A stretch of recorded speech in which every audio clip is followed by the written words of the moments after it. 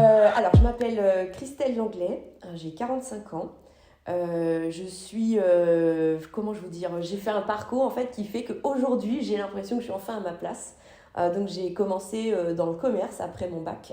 Et puis ensuite je suis devenue infirmière. J'ai travaillé pendant près de 15 ans en tant qu'infirmière dans des services de psychiatrie et la moitié de ma carrière de nuit. Et donc en fait c'est pour ça qu'aujourd'hui je suis devenue psychologue parce que la nuit il se passe plein de choses. C'est le moment où toutes les angoisses et tout ça peuvent s'éveiller.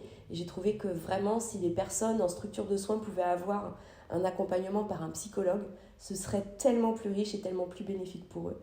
Donc voilà, c'est pour ça que j'ai repris mes études et que je suis où je suis maintenant et que je suis en cohérence totale avec ce que je souhaitais devenir. J'ai fait un bac sciences médico-sociales, ça n'existe plus parce que c'est il y a longtemps. Et ensuite, un peu plus tard, j'ai d'abord passé une étape d'expérience professionnelle. J'ai obtenu un diplôme d'état infirmier. Et là, plus récemment, un master 2 de psychologie clinique, psychothérapie et psychopathologie. Je voulais être coiffeuse. Mais je vois pas bien les couleurs, donc ils m'ont dit que c'était pas une bonne idée. Eh bien, j'y suis depuis mars 2021.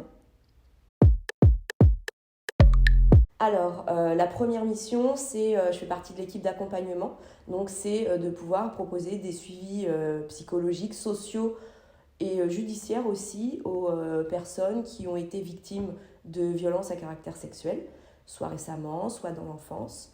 Voilà, c'est vraiment des suivis, clairement des accompagnements adaptés à la personne avec différents outils, voilà. Et puis, depuis peu, je suis coordinatrice de l'équipe accompagnement. Donc, au-delà des accompagnements en soi que je fais toujours, je participe un petit peu à tout ce qui est organisation administrative, création de contenu, formation des bénévoles et des stagiaires, et aussi, en quelque sorte, on pourrait appeler ça une sorte de supervision auprès des bénévoles et stagiaires qui rencontrent, qui ont des questionnements par rapport aux accompagnements qu'ils peuvent effectuer.